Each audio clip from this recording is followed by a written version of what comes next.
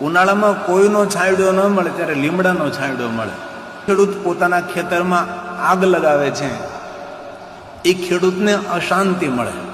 ખેતરનો શેઢો કોઈ દિવસ સળગાવવો નહીં, કારણ કે ખેતરનો શેઢો જ્યારે સળગાવી છે ત્યારે કેટલા જીવજંતુ તડ તડ તડ તડ તડ બળીને ભસ્મ થતા હોય છે.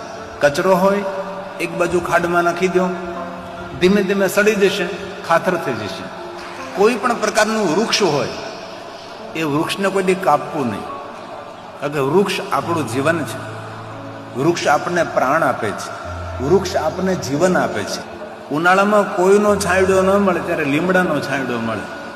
અને શિવ મહાપડ ગ્રંથમાં એ પણ કહ્યું છે કે જે માણસ સામાન્ય એક વૃક્ષ વાવે તેને દેવતાઓના 100 મંદિર બનાવવાનું પુણ્ય મળે. જે એક વડલો વાવે તેને 100 કલ્પ સુધી વૈકુંઠ મળે.